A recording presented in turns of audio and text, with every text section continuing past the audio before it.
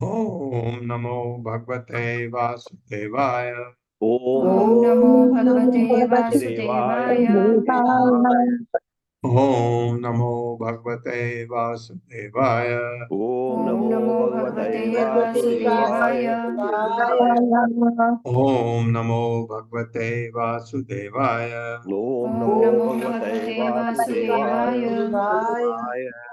नारायणं नमस्कृत्य नारायणं नमस्कृत्य नरं चैव नरोत्तमं नरं चैव नरोत्तमं देवीं सरस्वतीं व्यासं देवीं सरस्वतीं व्यासं ततो जयमुदीरये ततो जयमुदीरये नष्टप्रायेषु भवत्रेषु नष्टप्रायेषु भद्रेषु नित्यं भागवत सेवया नित्यं भागवत सेवया भगवते उत्तमा श्लोके भगवते उत्तमश्लोके भक्तिर्भवति नैष्ठिकी। भक्तिर्भवति नैष्ठिकी।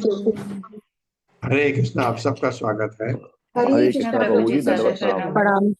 हरे कृष्ण। तो आज 24वां अध्याय शुरू होता है।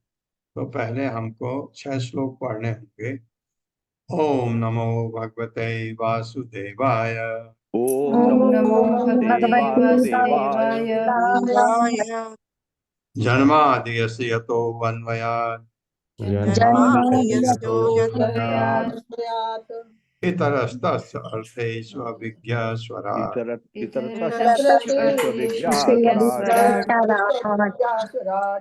तेने ब्रह्महृदाय आदिकवये मुह्यन्ति यत् सूर्यः तेजो वारिमृतां यथा विनिमयो यत्र सर्गो अमृषा धाम्ना स्वेन सदा निरस्तकुहकम् सत्यं परं धीमहि। सत्यं परम धीमहि। दूसरा श्लोक। धर्म प्रोजित कैतवो अत्र परमो निर्वत्सराणां सतः वेद्यं वास्तवम् अत्र वस्तु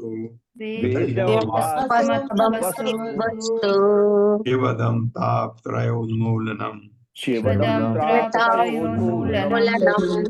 श्रीमद्भागवते महामुनि कृते किं वा परैरीश्वरः सत्यो हृदि अवरुद्धते अत्र कृतिभिः शुश्रूषुभिः तत्क्षणात्। तीसरा निगम कल्पतरोर्गलितं फलम् सुखमुखादमृतद्रव संयुक्तम् पिबद भागवतं रसमालयम् मुहुर्हो रसिका भुवि भावुका।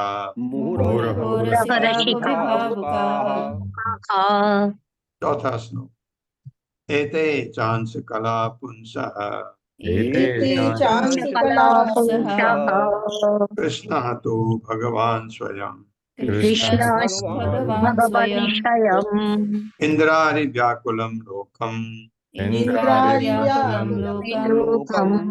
मृडयन्ति युगे युगे। पांचवा। जन्म गुह्यं भगवतो य एतत् प्रियतो नरः सायं प्रातर्गणन् भक्त्या दुःखग्रामात् विमुच्यते। छठा। अहम् एवासम् एवाग्रे न अन्यद् यत् सत् असत् परम् पश्चात् अहं यत् एतच्च यो अवशिष्येत् सो अस्मि अहम्।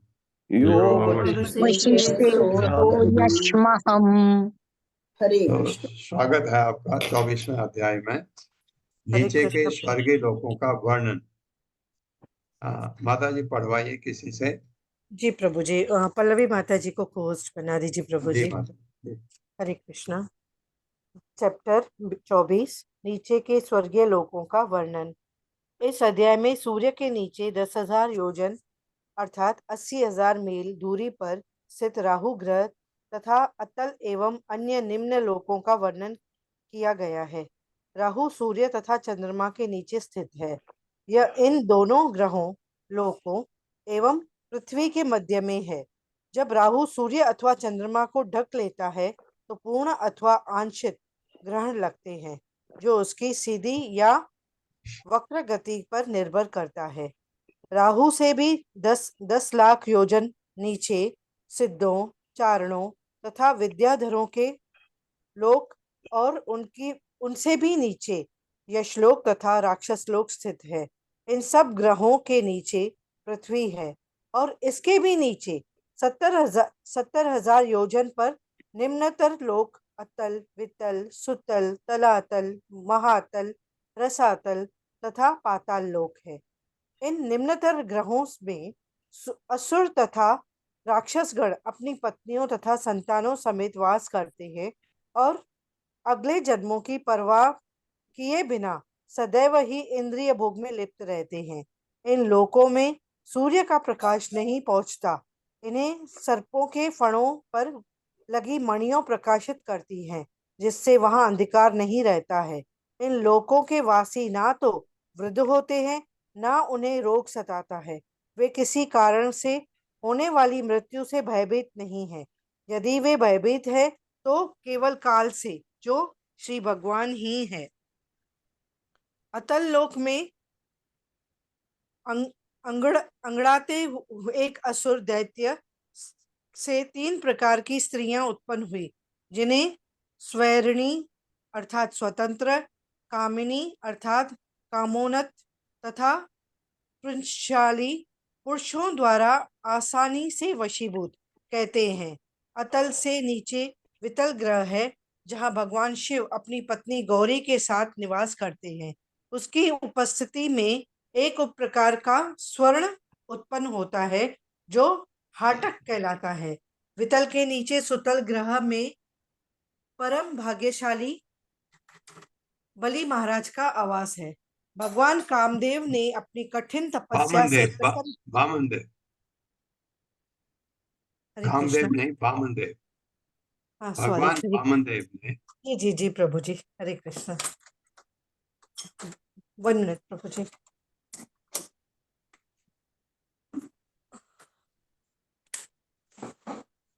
भगवान वामन देव ने उनकी कठिन तपस्या से प्रसन्न होकर बलि महाराज पर कृपा की। वे उनके साथ यज्ञ स्थल में गए और 3 पग भूमि मांगकर इसी बहाने उनकी सारी संपत्ति ले ली। सर्वस्व देने के लिए बलि महाराज द्वारा तैयार हो जाने पर भगवान परम प्रसन्न हुए। फलस्वरूप वे उनके द्वारपाल बन गए। बलि महाराज का वर्णन श्रीमद् भागवत के 8वें स्कंद में हुआ है। जब भगवान किसी भक्त को भौतिक सुख प्रदान करते हैं तो वह उनका वास्तविक वरदान नहीं होता। अपने ऐश्वर्य के गर्व से फूले हुए देवतागण ईश्वर से केवल भौतिक सुख के लिए प्रार्थना करते हैं, किंतु प्रहलाद महाराज जैसे भक्तगण भौतिक सुख की कामना नहीं करते। भौतिक सुख की क्या बात, वे भौतिक बंधन से मुक्ति तक की कामना नहीं करते। यद्यपि पवित्र नाम के अशुद्ध उच्चारण से जप करने से भी मुक्ति प्राप्त की जा सकती है। सुतल लोक के नीचे तलातल है, जो मैं असुर का वास है। भगवान शंकर के वरदान से यह असुर भौतिक दृष्टि से अत्यंत सुखी है, किंतु उससे सभी आत्मिक सुख प्राप्त नहीं हो पाता। तलातल से भी नीचे महातल है, जहाँ सैकड़ों हजारों फणों वाले अनेक सर्प हैं। महातल के नीचे रसातल और उससे भी नीचे पाताल लोक है, जहाँ नाग वासुकी अपनी साथियों सहित वास करता है। हरे कृष्ण प्रभु जी। हरे कृष्ण माता, हरे कृष्ण। ये देखिए आप, जो सुख भौतिक जगत में हम लोग चाहते हैं वो अधोलोक में पूरी तरह बहुत अच्छी तरह है, और यहाँ तो आप बीमारी से इससे परेशान है। वहां बताया गया उनको ये चिंता नहीं है, कम होती है उनको, और उनको भगवान भगवान का कोई पता नहीं है। बस खाओ पियो मौज करो वाला जो है, तो वो जो हम लोगों का भी इस भौतिक जगत में होता है, आसुरी स्वभाव है। तो इस सूर्य से नीचे 10,000 योजन यानी 80,000 मील दूरी पर स्थित राहु ग्रह है। तो राहु ग्रह उसके नीचे आता है। तथा उसके बाद इसमें इस अध्याय में जो बताया गया, अतल निम्न, अतल तथा अतल वितल सुतल तलातल महातल रसातल पाताल, ये नीचे नीचे आते हैं, पृथ्वी के नीचे। यहाँ पर ऐसे लिखा हुआ है जैसे राहु ग्रह तथा अतल ये वर्णन किया गया, तो आपको लगता है राहु ग्रह कहीं अधोलोक में तो नहीं है। नहीं, राहु ग्रह काफी ऊपर है, लेकिन सूर्य से नीचे है। सूर्य चंद्रमा के नीचे और हमारे पृथ्वी से ऊपर है राहु, कि राहु ही वही है जिससे चंद्र या सूर्य ग्रहण लगता है, राहु की वजह से। और आप ये जानिए, कल संदीप प्रभु का प्रश्न था, अगर पृथ्वी घूमती नहीं है तो उसमें दिन रात कैसे होता है? दिन रात घूमने से नहीं होता है। दिन रात तो आपको जिस सूर्य घूम रहा है, सूर्य की रोशनी हमें जब पड़ी तो दिन हो गया। सूर्य की रोशनी जिस तरफ नहीं पड़ी वो रात हो गया। और जब सूर्य घूमते हुए वहां रोशनी डालेगा, हमारे लिए रात हो जाएगी। उससे फर्क नहीं पड़ता। आप मनन करिए, सोचिए, तो आपको पता लगेगा कि उस मोशन से दिन रात में फर्क नहीं पड़ना है। पृथ्वी घूमे नहीं घूमे, तो पृथ्वी वैदिक कॉस्मोलॉजी के हिसाब से पृथ्वी नहीं घूमती, भूमंडल नहीं घूमता है। तो खाली ये ग्रह ऊपर के जो जिसका वर्णन हुआ है वही घूमते हैं। ये है। अब राहु है नीचे। राहु से नीचे क्या है? राहु से भी 10 लाख योजन नीचे, इतना ऊपर है राहु, आप समझ लीजिए। उसके नीचे सिद्धों का, चारणों, विद्याधरों के लोग हैं। और इनसे नीचे क्या है? यक्ष और राक्षस, ये भी हमारे ऊपर है, इसको भूवर लोग कहते हैं हम। इन ग्रहों के नीचे पृथ्वी है। और पृथ्वी के 70,000 योजन, उसको 8 से गुणा करिए, उतने मील निम्नतर लोग हैं। अतल वितल सुतल तलातल महातल रसातल पाताल, ये लोग हैं। इसके नीचे 28 नरक आते हैं, इसमें नहीं लिखा हुआ है, आगे आएगा। और उसके नीचे आपका गर्भोदक सागर है, जहाँ गर्भोदक से विष्णु लेटते हैं। इन निम्नतर ग्रहों में असुर तथा राक्षस अपनी पत्नियों तथा संतानों में वास करते हैं नीचे, अगले जन्म की परवाह के बिना। यहाँ भी है ना ऐसा, ये नीचे क्या जाना है? हमारे पृथ्वी लोक में ऐसे बहुत सारे लोग जो अगले जन्मों की परवाह के बिना सदैव ही इंद्र भोग में लिप्त रहते हैं। 90% लोग, ज्यादा। इन लोकों में सूर्य का प्रकाश नहीं होता है, अधोलोक में। वहां सर्प की के फणों में जो मणियां हैं उसी से प्रकाश रहता है। हाँ, अब आपको लगेगा जैसे भीतल में शिव जी हैं और पार्वती हैं। वहां वहां वहां रोशनी कैसे आएगी? आप सोचिए कैसे आती होगी। कैसे आती होगी, ऐसे सोचिए। सोचिए आपको, क्योंकि नीचे जितने भी लोग हैं सब जगह सर्प हैं, उनके मणियों से रोशनी आती है। इन लोगों में सूर्य का प्रकाश नहीं होता। इन लोगों के वासी न तो वृद्ध होते हैं, न उन्हें रोग सताता है। लेकिन क्या वो मरते नहीं? अवश्य मरते हैं। वो अमर नहीं है कोई भी। लेकिन उनको ये बहुत ही अच्छी बात है। आपने एक जो हमने जम्बू द्वीप का वर्णन किया था, एक जगह, एक वर्ष ऐसा था जहाँ के लोग सिर्फ उनको पूरे जीवन में उनमें यौवन रहता है, और अपने मृत्यु के कुछ साल पहले वो बच्चे पैदा करते हैं, कर सकते हैं, ये उनको वरदान है। और उसके बाद वो लुढ़क जाते हैं, बीमार नहीं पड़ते हैं, वो तंदुरुस्त हैं कितने हजार हाथियों का बल होता है एक में, ऐसा हमने पढ़ा था। तो वहां वो तो ऊपर लोग था कहीं। यहाँ पर जो है इनमें रोग नहीं सताते, कम होते हैं रोग। ये वृद्ध नहीं होते, इसका मतलब जवान रहते हैं। जवान रहने के कारण इंद्रिय भोग में तृप्त रहते हैं। वे किसी कारण से होने वाली मृत्यु से भयभीत नहीं होते हैं। लेकिन यदि वे भयभीत हैं तो भगवान के काल से। काल, क्योंकि काल उनको भी निकल जाता है। अतल लोक में, अतल है पहला लोक नीचे में, अकड़ाते हुए असुर दैत्य के 3 प्रकार की स्त्रियां उत्पन्न हुई। तो एक दैत्य रहते हैं, 3 प्रकार की स्त्रियां हैं। स्वैरिणी, स्वतंत्र, कामिनी, कामोन्मत्त, तथा पुंचली, पुरुषों द्वारा आसानी से वशीभूत हो जाते हैं जो इस तरह के। अतल से नीचे वितल ग्रह है, जहाँ भगवान शिव माँ गौरी के साथ निवास करते हैं, वहां रहते हैं। अब आप कहेंगे शिव जी यहाँ कैसे? शिव तो कैलाश पर्वत में, कैलाश पर्वत में भी रहते हैं, यहाँ भी रहते हैं, यहाँ भी आते हैं। उनकी उपस्थिति से एक प्रकार का स्वर्ण उत्पन्न होता है शिव जी की वजह से, जिसको हाटक कहते हैं। पितल के नीचे सुतल ग्रह है, जिसको आपने बहुत अच्छी तरह जानते हैं। वहां बलि महाराज रहते हैं, और बलि महाराज के द्वारपाल भगवान खुद है। खुद है। भक्त से खुश हो जाते हैं भगवान, तो भक्त के द्वारपाल बनते हैं, भक्त के साथी बनते हैं। ये आपको पता है। भक्त वत्सल हैं, भक्त का काम कर देते हैं जैसे कि उसके नौकर हों, ऐसा भगवान। ये उसके उसके नीचे ये आएगा। बलि महाराज का वर्ण अष्टम स्कंद में आएगा। अभी तो छठा सातवां पढ़ेंगे आप उसके बाद।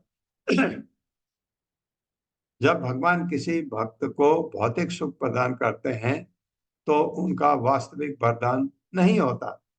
भौतिक सुख प्रदान करना का मतलब है कि हमारे लिए नुकसान। ये जो सुख भगवान देते हैं, ये हमारी इच्छा से, भगवान की इच्छा से ही। भगवान कभी आपका हित बुरा नहीं चाहते। सुहृद सर्वभूतानां ज्ञात्वा माम शांति मृच्छति। उनसे ज्यादा हितैषी कोई है नहीं, तो फिर ये भौतिक सुख क्यों देते हैं? क्योंकि हमारी प्रार्थना है, उनको चाहिए। लेकिन अगर भगवान आपको सुख देना चाहते हैं तो भगवान आपको भक्त बनाएंगे, अपना भक्त बनाएंगे, आपको अपने धाम ले जाएंगे, क्योंकि आप हमेशा सुखी रहेंगे। यहाँ जो हमको सुख मिलता है भौतिक जगत में, ये क्षणिक है।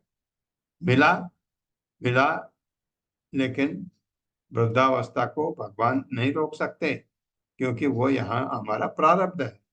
बढ़ेंगे, वृद्धावस्था बहुत ही खराब होता है। जरा सा बीमार, जरा सा कुछ हुआ तो आपको शक्ति खत्म, क्योंकि शरीर में शक्ति नहीं होती है। और उसके ऊपर आप बीमार पड़ गए तो आपकी जो एनर्जी है सारी खत्म। उसको वापस आने में कितना टाइम लगता है? आपने देखा, मैं बीमार पड़ा, मेरी आवाज ही नहीं आ रही थी, अभी थोड़ा ठीक हुआ तो आवाज आ रही है।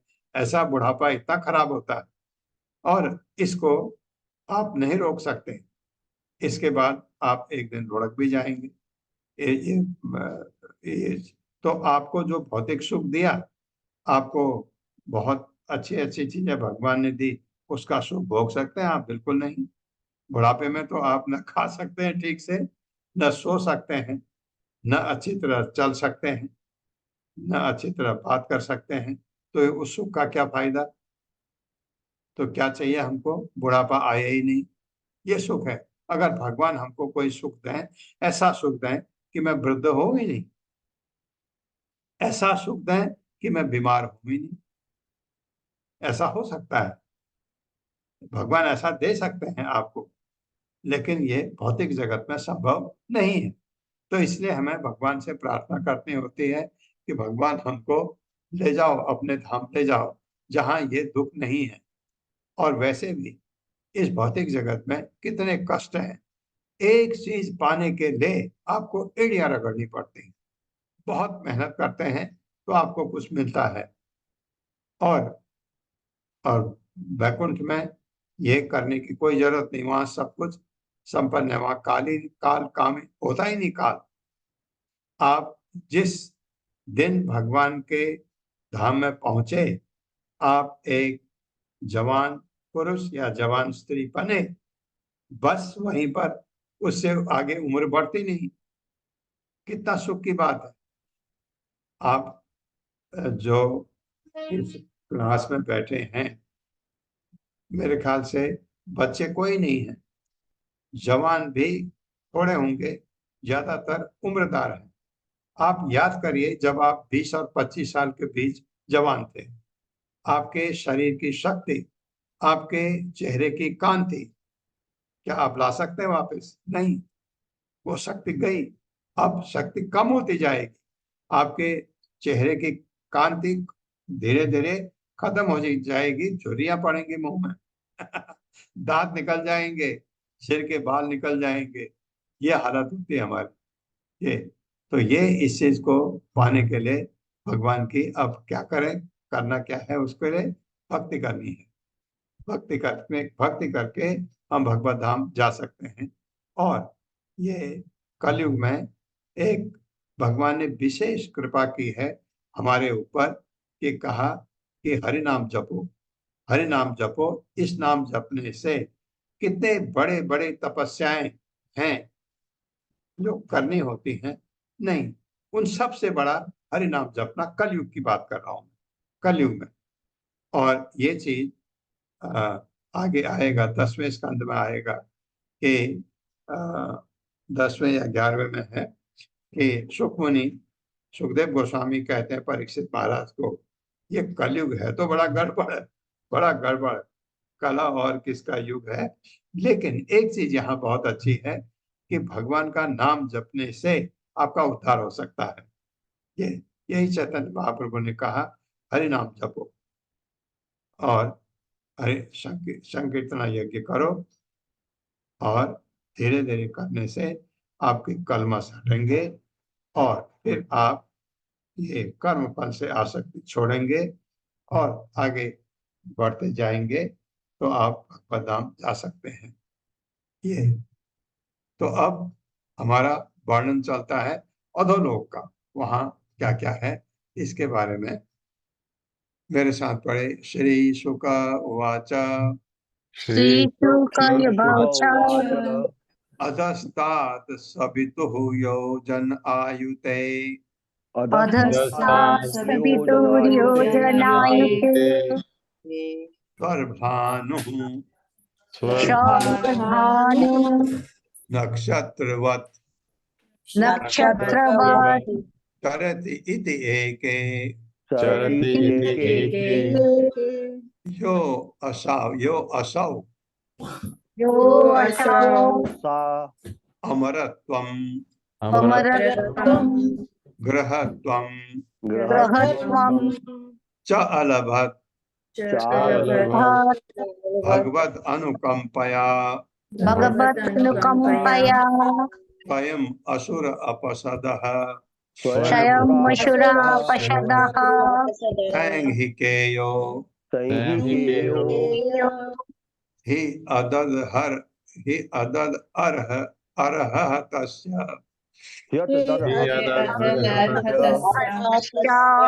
तात जन्म कर्माणि तात जन्म कर्माणि च उपरिष्टात् वक्ष्यामः। वक्ष्यामः। शब्दार्थ है, श्री शुक उवाच, श्री सुखदेव गोस्वामी बोले, अधस्तात् नीचे, सवितुः सूर्य गोलक, योजन 8 मील के बराबर की दूरी, अयुते 10,000, स्वर भानु राहु नामक ग्रह, नक्षत्रवत नक्षत्र के समान, चरति घूमता है, इति इस प्रकार एक कुछ पुराण वेत्ता, जो पुराणों के जानने वाले, यह जो असौ वह अमरत्वम देवताओं के सदृश जीवन, अमर जी कहते हैं ना, देवता अमर है, अमर का मतलब लंबी उम्र है, अमर तो हो ही नहीं सकते। ग्रहत्वम किसी प्रमुख ग्रह की सी स्थिति, च और अलभत प्राप्त की गई, भगवत अनुकंपया श्री भगवान की दया से स्वयं स्वयं साक्षात असुर अपसदः असुरों में निम्नतम सैंघिकेय सिंहिका का पुत्र होने से ही निसंदेह अतत्अर्हः उस पद के लिए सुयोग्य तस्य उसका तात हे राजन। ये सुखमणि परीक्षित महाराज को कह रहे हे राजन, जन्म जन्म कर्माणि क्रियाएं च भी परिस्ताद बाद में बक्ष्यामा, मैं कहूंगा, बाद में बताऊंगा इसके बारे में। मेरे साथ पढ़िए। श्री सुखदेव गोस्वामी बोले, श्री श्री सुखदेव सुखदेव गोस्वामी गोस्वामी बोले, हे राजन, हे राजन, जन कुछ पुराण वाचकों का कथन है कि कुछ पुराण पुराण वाचकों का वाचकों का कथन कथन है है कि सूर्य से 10,000 सूर्य सूर्य से से 10,000 10,000 यानी 80,000 मील योजन नीचे यानी 80,000 मील योजन नीचे राहु नामक ग्रह है, राहु नामक ग्रह है, है, जो नक्षत्रों की भांति घूमता है। जो नक्षत्रों की भांति घूमता है। घूमता है। हाँ, आपने शिशुमार नक्षत्र प्लेनेटरी सिस्टम पढ़ा, ये सारा वो सारा घूमता है, उसकी बात हो रही। नक्षत्रों की तरह ये राहु भी घूमता है। इस ग्रह का अधिष्ठाता देव, इस ग्रह का अधिष्ठाता देवता अधिष्ठाता देवता जो सिंहिका का पुत्र है, जो सिंहिका का पुत्र है, समस्त असुरों में घृणास्पद है समस्त असुरों में में घृणास्पद है। विनाशपद है। और इस पद के लिए और इस पद के लिए सर्वथा अयोग्य होने पर भी सर्वथा योग्य होने पर अजब भी होने पर भी श्री भगवान की कृपा से श्री भगवान की कृपा से उसे प्राप्त कर सका है। कर सकता सकता है। मैं उसके विषय में आगे कहूंगा। मैं उसके आगे कहूंगा। ये सुखदेव गोस्वामी परीक्षित महाराज को कह रहे हैं राहु के बारे में।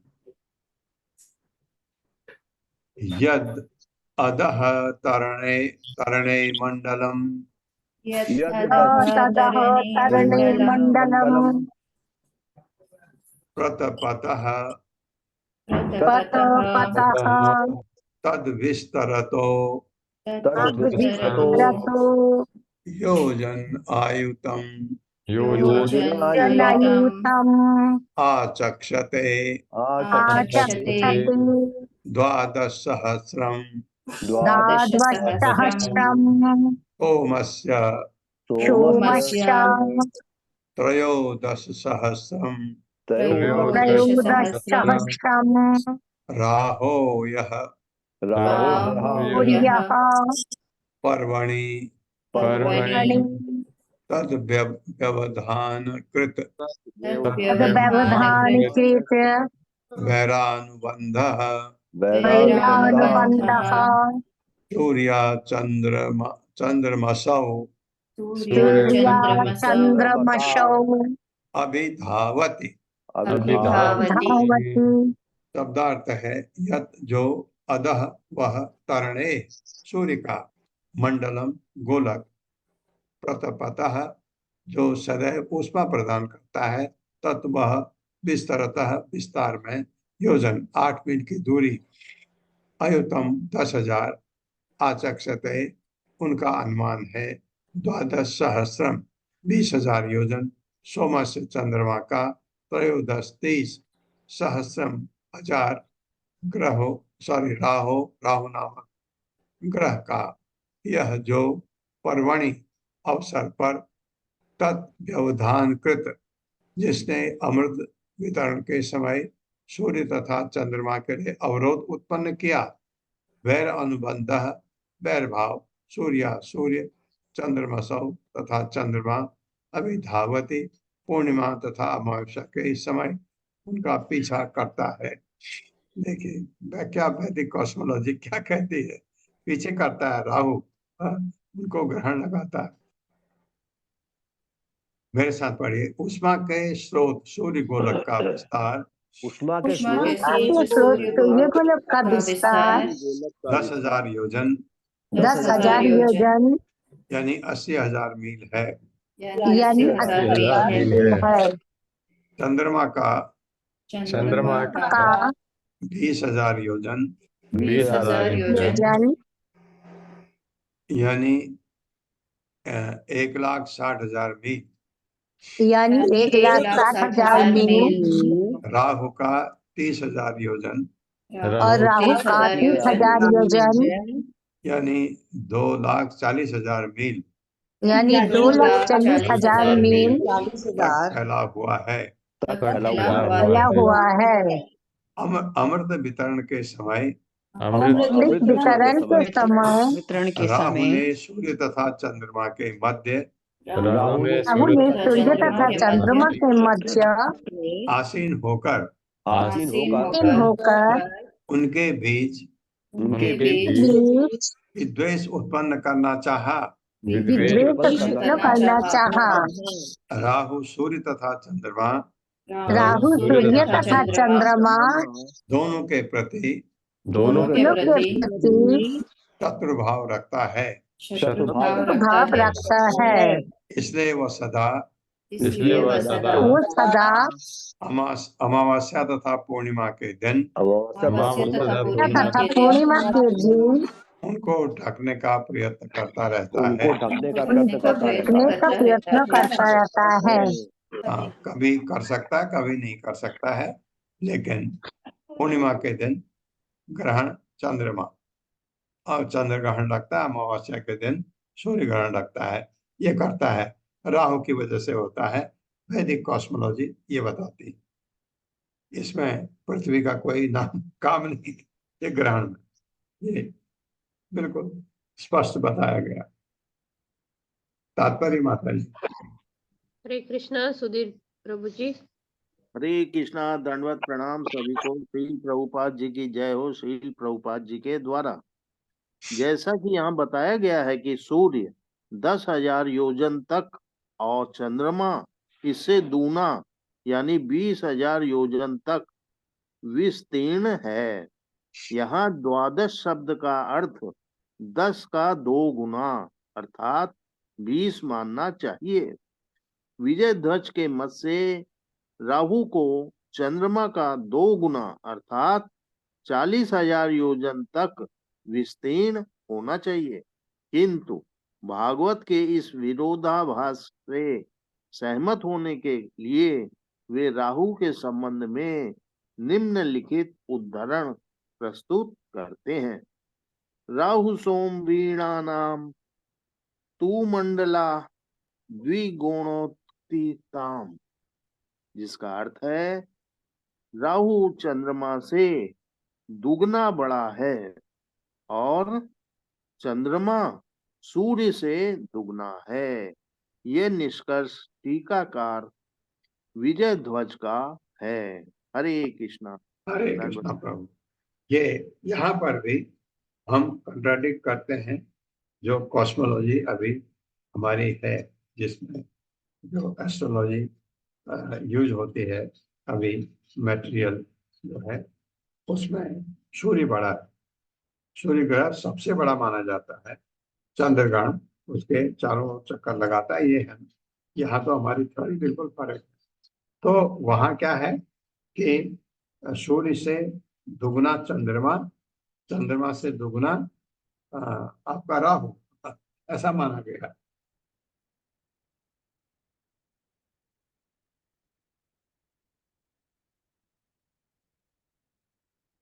तत् निशम्य उभयत्र अपि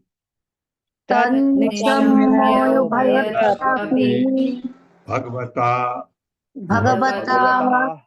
रक्षणाय प्रयुक्तम सुदर्शनम नाम भागवतम दयितम अस्त्रम तत् तेजसा दुर्भिषहम मुहुः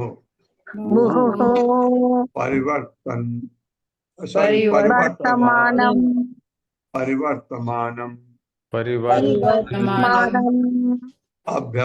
वस्तितो अभ्यवसितो मुहूर्तम मुहूर्तम उद्विजमान मानः उद्विजमानः चकित हृदय चकित हृदय आराध एव आराधेव वर्तते निवर्तते तद उपरागम इति तदुपरागमिति वदन्ति लोकाः। वदन्ति लोकाः। शब्दार्थ है तत् वह स्थित निशम्न सुनकर उभयत्र सूर्य तथा चंद्रमा दोनों के चारों ओर अपि निसंदेह भगवता से भगवान द्वारा रक्षणा है, उनकी रक्षा हेतु प्रयुक्तम संलग्न सुदर्शनम श्री कृष्ण का चक्र नाम नामक भागवतम अत्यंत विश्वास पात्र भक्त दैतम अत्यंत प्रिय अस्त्रम आयुध हत्या तत्व तेजसा अपने तेज से दुर्विषहम असह्य गर्मी मुहुः बारंबार परिवर्तमानम सूर्य तथा चंद्र की परिक्रमा करता हुआ अभ्यवस्थित स्थित मुहूर्तम एक मुहूर्त यानी 48 मिनट के लिए उद्विजमान है, जिसका मन चिंताओं से पूर्ण है, चकित चकित डरा हुआ हृदय आराध सुदूर स्थान तक एवं ही निवर्तते भागता है तत्व स्थिति उपरागम ग्रहण इति इस प्रकार वदंती कहते हैं लोग। मेरे साथ पढ़िए। सूर्य तथा चंद्र देवताओं से चंद्र देवताओं से राहु के आक्रमण को सुनकर राहु के आक्रमण को सुनकर उनकी रक्षा हेतु उनकी रक्षा हेतु भगवान विष्णु अपना सुदर्शन चक्र चलाते हैं। भगवान विष्णु अपना सुदर्शन चक्र चलाते हैं। यह चक्र भगवान का अत्यंत प्रिय भक्त और प्रिय पात्र है। ये ये चक्र भगवान का अत्यंत प्रिय भक्त और प्रिय पात्र है। अवैष्णवों के वध हेतु अवैष्णव के वध हेतु इसका प्रचंड तेज राहु के लिए असह्य है। राहु के लिए असह्य है। अतः वह डर कर भाग जाता है। अतः वह डरकर भाग जाता है। जब राहु चंद्र तथा सूर्य को सताता है जब राहु चंद्र या सूर्य को सताता है तो ग्रहण लगता है। तो ग्रहण लगता है। तात्पर्य माता। हरे कृष्णा उर्मिला माता जी। जी, भगवान विष्णु अपने भक्तों के, जिन्हें देवता भी कहा जाता है, सदैव ही रक्षक हैं। प्रधान देवता विष्णु के अत्यंत आज्ञाकारी होते हैं। यद्यपि उन्हें भी भौतिक इंद्रिय भोग चाहिए और इसलिए वे देवता या ईश्वर तुल्य माने जाते हैं। राहु सूर्य तथा चंद्र पर आक्रमण करने का प्रयास करता है, किंतु वे भगवान विष्णु द्वारा रक्षित हैं। भगवान विष्णु के चक्र से भयभीत रहने के कारण राहु सूर्य या चंद्र के समक्ष एक मुहूर्त यानी 84 मिनट से अधिक समय तक नहीं ठहर पाता। 48 मिनट। हाँ सॉरी, 48 मिनट से अधिक समय तक नहीं ठहर पाता। जब राहु सूर्य या चंद्रमा के प्रकाश को रोक लेता है तो यह घटना ग्रहण कहलाती है। पृथ्वी के विज्ञानियों का चंद्रमा तक जाने का प्रयास राहु के आक्रमण के समान आसुरी है। निसंदेह उनके प्रयत्न विफल होंगे, क्योंकि कोई भी सूर्य या चंद्रमा में सरलता से प्रवेश नहीं कर सकता। राहु के आक्रमण के समान ही ऐसे प्रयास निष्फल सिद्ध होंगे। आप कह दीजिए माता जी, ये तात्पर्य शील प्रभुपाद द्वारा था। अच्छा जी, हाँ एकदम वो कहना भूल गई प्रभु, माफ करें। तो ये जब ये बड़ी एक बात विचित्र बात है कि भगवान विष्णु के चक्र से भयभीत होकर राहु सूर्य या चंद्रमा के समक्ष 48 मिनट से अधिक समय तक नहीं ठहर पाता। तो ग्रहण इतने टाइम होता है, कभी कभी लंबे टाइम भी रहता है, 48 मिनट तक ये कहा है, इससे ज्यादा नहीं रह सकता। ये जरा सोचिए आप कितना देर तक रहता है। ततो अधस्तात् ततो यथस्तात् सिद्धचारण विद्याधराणाम् सिद्धचारण विद्याधराणाम् तदनानि सदनानि तावत् मात्र एव। ततः राहुग्रह से अधस्तात् नीचे सिद्ध चारण सिद्ध लोक तथा चारण लोक का विद्याधराणाम तथा विद्याधरों के ग्रहों के सदनानी आवास तावत मात्र केवल उतने ही दूरी यानी 80,000 मील एवं निसंदेह। राहु से 10,000 योजन राहु से 10,000 10,000 योजन यानी 80,000 मील नीचे यानी 80,000 80,000 मील नीचे नीचे सिद्ध लोक सिद्धलोक चारण लोक चारण लोक तथा विद्याधर लोक हैं। तथा विद्याधर विद्याधर लोक है। हाँ, आपने देखा है बहुत बार ये लोग अपने ग्रहों से बाहर निकल के फूलों की वर्षा करते हैं। ये एक्चुअली गाने गाते हैं ज्यादातर ये लोग। और सिद्ध लोक के वासी तो सिद्धियां प्राप्त किए हैं, वो बिना किसी सहायता से घूमते रहते चलते रहते। तात्पर्य माता जी। हरे कृष्णा सुधाधीर माता जी। हरे कृष्ण माता जी, हरे कृष्णा प्रभु जी, दंडवत प्रणाम। श्री शील प्रभुपाद जी की जय। तात्पर्य शील प्रभुपाद जी के द्वारा कहा जाता है कि सिद्ध लोक के वासियों को योगियों की सिद्धियां प्राप्त हैं, जिससे वे वायुयान अथवा इसी प्रकार के यंत्रों का प्रयोग किए बिना ही एक लोक से दूसरे लोक की यात्रा कर सकते हैं। बहुत बहुत धन्यवाद माता जी। हरे कृष्ण। हरे कृष्ण। ततो अधस्तात् ततो अधस्तात् यक्ष रक्षः यक्षरक्षः पिशाच प्रेत भूत गणानां पिशाच पिशाच प्रेत भूतगणानां विहार अजिरम विहार अचिरम् अंतरिक्षम अंतरिक्षम् यावद् वायुः यावद् वायुः प्रभाति प्रभाति यावन् मेघा उपलभ्यन्ते। यावत् मेघा उपलभ्यन्ते। शब्दार्थ है तत्पश्चात सिद्ध चारण तथा विद्यार्थी लोगों के नीचे यक्ष रक्षः पिशाच प्रेत भूत गणाना यक्ष राक्षस पिशाच भूत इत्यादि के विहार अजिरम भोग विलास का स्थान अंतरिक्षम अंतरिक्ष या आकाश में यावत जहां तक वायु वायु प्रभावित रहती है यावत जहां तक मेघा मेघ उपलब्ध देखे जाते हैं। मेरे साथ पढ़े अंतरिक्ष में विद्याधर लोक चारण लोक तथा सिद्ध लोक के नीचे यक्षों राक्षसों पिशाचों भूतों इत्यादि के भोग विलास के स्थान हैं जहाँ तक वायु प्रवाहित होती है जहाँ तक वायु प्रभावित होते हैं और आकाश में बादल तैरते हैं और आकाश में बादल तैरते हैं वहां तक अंतरिक्ष का विस्तार है। वहाँ तक अंतरिक्ष का विस्तार है। इसके ऊपर वायु नहीं है। इसके ऊपर वायु वायु नहीं है।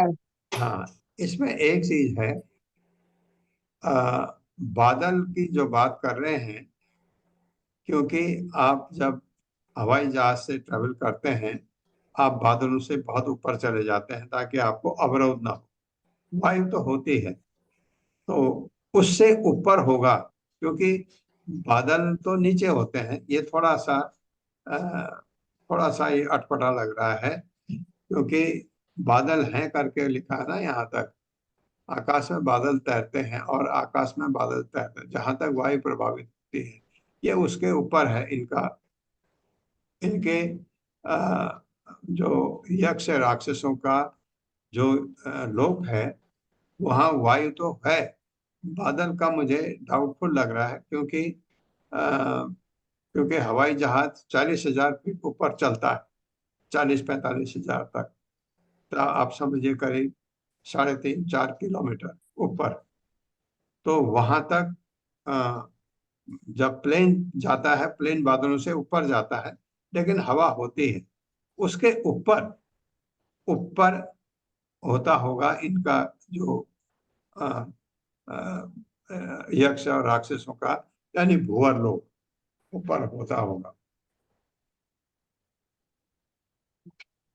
ततो अधस्तात् ततो अधस्तात् तत्योजन अंतर शतयोजनान्तर एयं पृथ्वी यम पृथिवी यावद् हंस भास यावत् हंस भाषा तेन सुपर्ण आदयः तेन शेन सुपर्णादयः सुपर्णादयः पतत्रिप्रवरा पतत्रिपवरा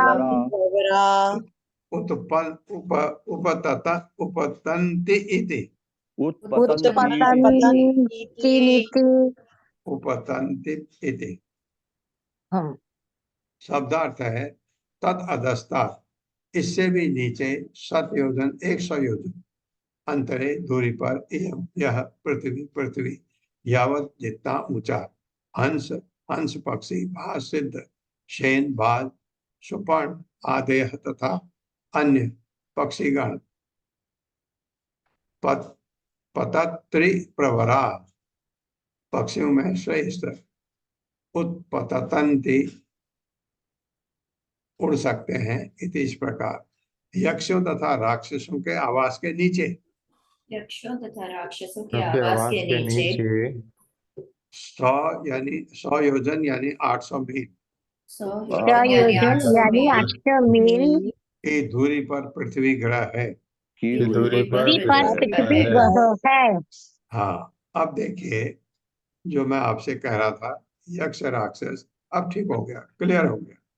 यक्ष राक्षस हम पृथ्वी से 800 मील ऊपर, 800 मील, और हम कितने मील तक ऊपर उड़ते हैं?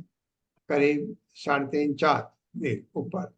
तो जो मैं कह रहा था वो ठीक था। खैर बादल ऊपर भी होते होंगे, ये बादल, ये जो हमारे बादल यहाँ हैं, ये पता नहीं ये ऊपर तो नहीं होते हैं, लेकिन दूरी अब समझ आ गया, यक्ष राक्षसों का बहुत ऊपर है ये 800 मील। वहां तक हवा रहती है, ये बताया गया।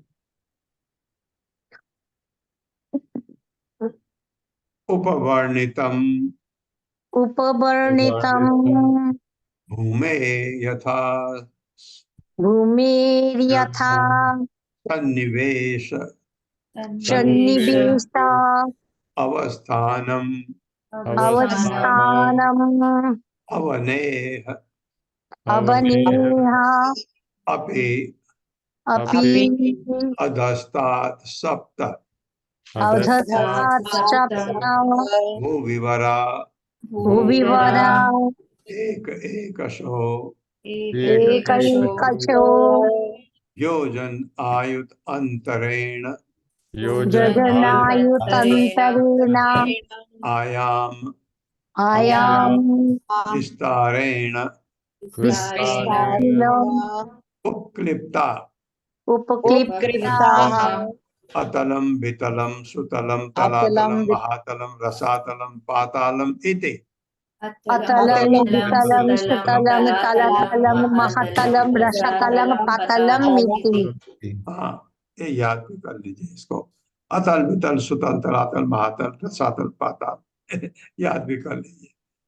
शब्दार्थ है उपवर्णितम, पूर्व कथित भूमि पृथ्वी का यथा सन्निवेश अवस्थानम, विभिन्न स्थानों को योजना के अनुसार अवने पृथ्वी के अपने निश्चय ही अधस्तात् नीचे 7 भू विवरा अन्य लोग एक कम से कम ब्रह्मांड की ऊपरी सीमा तक योजन आयुध अंतरेण 10,000 योजन के अंतर पर आयाम विस्तारेण चौड़ाई तथा लंबाई में उपक्लिप्ता स्थित अतलम अतल वितलम वितल सुतलम सुतल तलातल तलातल महातल महातल रसातल रसातल पाताल पातालम पाताल इति इस प्रकार। मेरे साथ पढ़िए। हे राजन, हे राजन, इस पृथ्वी के नीचे इस पृथ्वी के नीचे 7 अन्य लोक हैं 7 अन्य सात लोग हैं अन्य लोग हैं जो अतल वितल जो अतल वितल सुतल तलातल सुतल तलातल महातल रसातल महातल रसातल तथा पाताल कहलाते हैं। तथा पाताल कहलाते हैं। मैं पृथ्वी लोक की स्थिति मैं पृथ्वी की स्थिति पहले ही बता चुका हूँ। पहले ही बता चुका हूँ। हाँ, कौन से बताया? जम्बू द्वीप में सारे बताए ना आपको। इसके नीचे जम्बू तो सारे वर्ष ऊपर हैं, 8 9वां जो भारत वर्ष है वो नीचे है। इन 7 निम्न लोक की चौड़ाई इन 7 निम्न लोकों की चौड़ाई और तथा लंबाई तथा लंबाई पृथ्वी के बराबर ही परिगणित की गई है।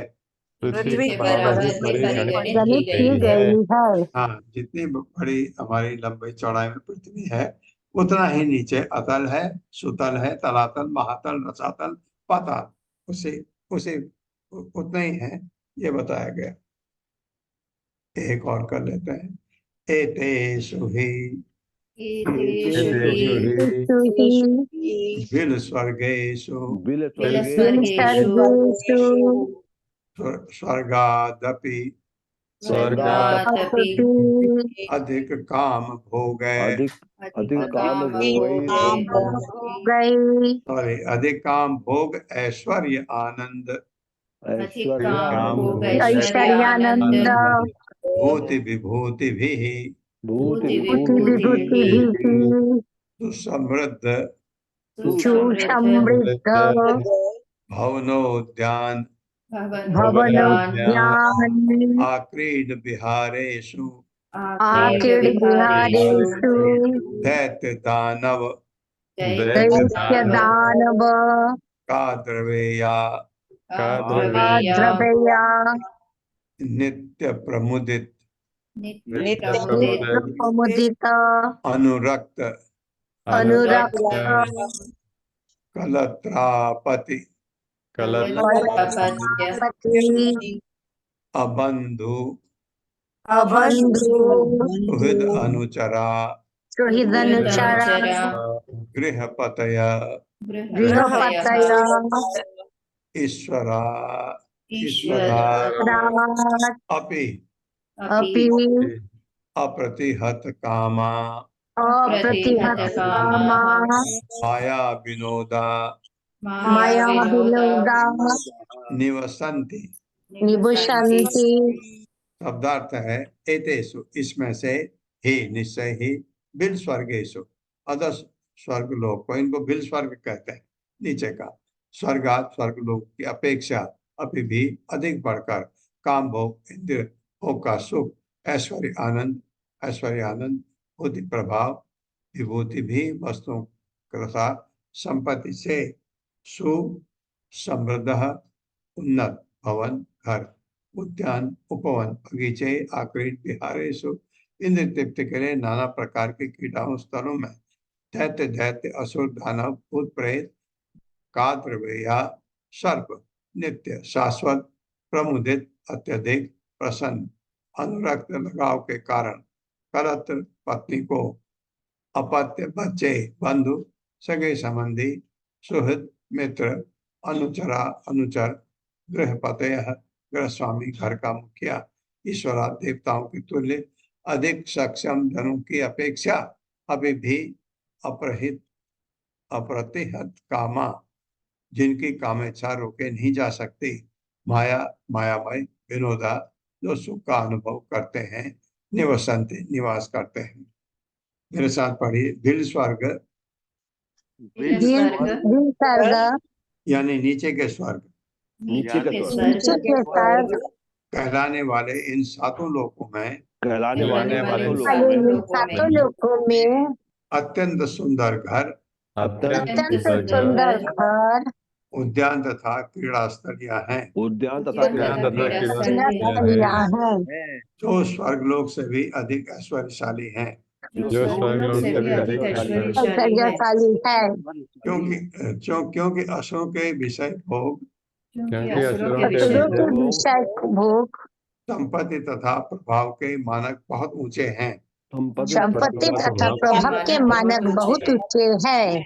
इन लोगों के वासी लोगों के वासी दैत्य दानव तथा दैत्य दानव तथा नाग कहलाते हैं, नाग नाग कहलाते हैं, और उनमें से बहुत से और इनमें से बहुत से ग्रस्तों की भांति रहते हैं। ग्रस्तों की भांति रहते हैं। रहते हैं। उनकी पत्नियां, उनकी पत्नियां, संतानें, संतानें, मित्र तथा उनका समाज मित्र तथा उनका समाज मायामय मायामय भौतिक सुख में भौतिक सुख में पूरी तरह मग्न रहता है। पूरी तरह मग्न रहता है।